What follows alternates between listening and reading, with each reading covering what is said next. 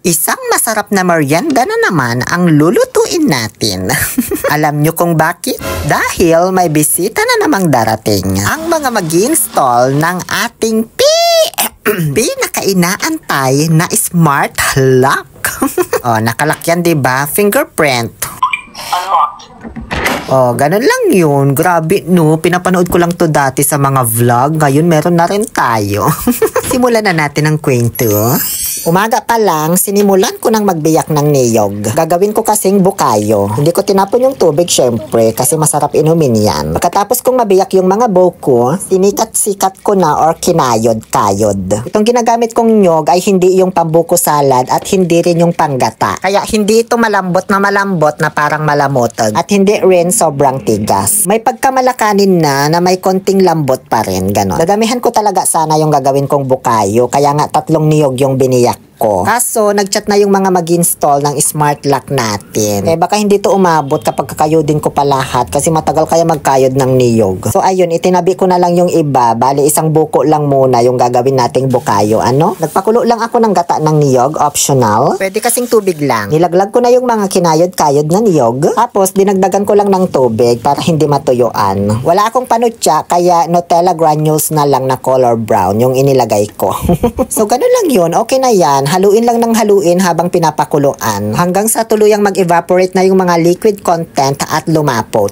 Habang pinapakuluan ko pa yung bukayo, sinimulan ko naman ng magtipay ng gagawin kong dila-dila or palitaw or unday-unday, kunday-kunday o kung ano mang tawag nyo dito sa probinsya nyo. Ilang beses na pala akong nagluto nito ha. Naisipan ko magluto ulit kasi ito yung sa tingin ko na madaling lutuin na kakanin at the same time nakakabusog. Nasa kalahating kilong glutinous rice flour din ang nagamit ko dyan. Madami-dami na rin akong nagawa, diba? Matapos kong bilog-bilugin na parang dila, yung glutinous rice flour, sakto lumalapot-lapot na rin itong bukayo natin. Pinatakan ko lang ng konting pandan essence para magkaroon ng twist yung amoy. Okay na yan. Ngayon, pakukuluan ko naman na itong mga dila. Kailangan lang na kumukulo talaga yung tubig bago ilaglag. Pagkalagay ko lahat ng mga dila-dila, unti-unti na yang magsisilutangan. Ayun, diba ang bilis? Syempre, fast forward ko. At kahit lumutang na, hindi ko pa rin agad-agad pinatay yung apoy. Kasi minsan yung iba dyan, hindi pa talaga totally luto doon sa may bandang gitna nila. Kaya para sure na malambot kapag kinagat, pakuluan mo pa rin kahit lumutang na lahat for at least 3 minutes lang naman ganon. Sakto, pagkatapos kong mapakuluan yung mga dila-dila, dumating na rin yung mga mag-install ng ating smart lock. Ayan binaklas na nila yung lumang kandado ng pintuan ng kwarto ko. Sa main door sana ng bahay namin ko ito ipapakabit. Kaso yung pintuan namin nabukbok na, inanay ba ganun. Kaya ayan, hindi pwede. Ito naman na po yung ipapalit na kandado. Ang A12 Blue Gem Series from Look Smart Lock Philippines. Mag-inquire lang po kayo sa page nila kung gusto din yung mag-order din. Or sa kanilang mga online shopping link na ilalagay ko sa comment section. Ang kagandahan dito, sila na mismo magpapadala sa'yo ng mag-i-install. Kaya wala ka nang poproblemahin pa sa pagkakabit. Manunood na lang yung gagawin mo. Parang ako, ayan diba, patingin-tingin lang. Hanggang sa maikabit na nila yung ating smart lock dito sa may pintuan. Pagkatapos makabitan yung sa may pintuan, syempre, aayusin din nila yung sa may amba para mag-shoot lahat ng mga lock kasi ang dami tignan nyo, diba? Syempre, wala pa rin akong ibang gagawin kundi manood lang din.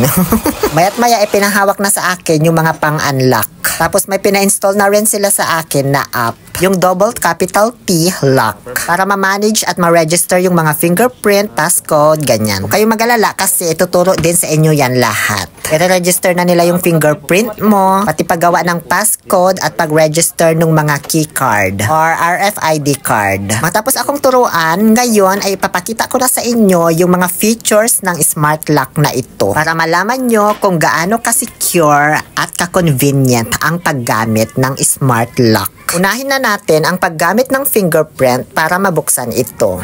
Unlocked. Diba? Ganun lang kadali. Paano kung ayaw mo namang gamitin yung fingerprint mo? Syempre, meron din itong RFID card. Unlocked.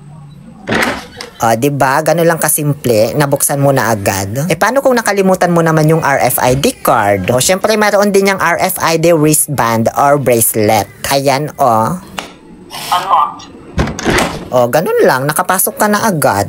Paano kung nakalimutan mo din na naman dalhin? Syempre, meron din yung mechanical key backup. Bubuksan mo lang dyan tapos sususian mo para makapasok ka. Ganun lang ulit yun, kadali. O ngayon, sabihin naman nating nakalimutan mo na lahat, wala kang kadala-dala. Ay nako, syempre may passcode din yan. 4 to 8 digits. I-enter mo lang tapos okay na. Unlocked. O, syempre, worst scenario, pwedeng makalimutan mo rin ang passcode na yan. Kasi nga, pati susi nakakalimutan mo diba? Pero for sure, hindi mo makakalimutan ang cellphone. So, pwede mo rin dyang i-unlock gamit yung app. Pindutin mo lang. Ayun. Unlocked. Pwede ka rin mag-set ng temporary password sa app kung sakaling may mga bisita ka sa bahay, gano'n. O ito isa pang senaryo. Dahil nga sa battery operated ito, nadidrain din yung energy niyan syempre. So kapag dumating yung time na na-low bat tapos nakalock ito, meron naman yung emergency charging port sa ilalim. So pwede mong i-charge via Type-C cable para mag-operate ulit. Ganun lang. Made of high quality aluminum alloy and blue gem glass ang smart lock na ito. Sunproof and moisture proof with 1-year warranty and lifetime technical support. At marami pa silang ibang unit kung gusto mo. Kaya kung plano mong magpakabit ng smart lock, dito ka na sa Look Smart Lock Philippines. Nung natapos na nilang ma-install yung smart lock natin, nangutang na ako dito sa may tindahan ni Maribel ng 2 bote ng soft drinks. Para may panulak sila dito sa ginawa kong unday-unday pang merienda. Sakto wala na raw silang ibang pag-i-installan pa ngayong araw. Kaya sabi ko, o siya sige, magmerienda muna kayo bago umalis.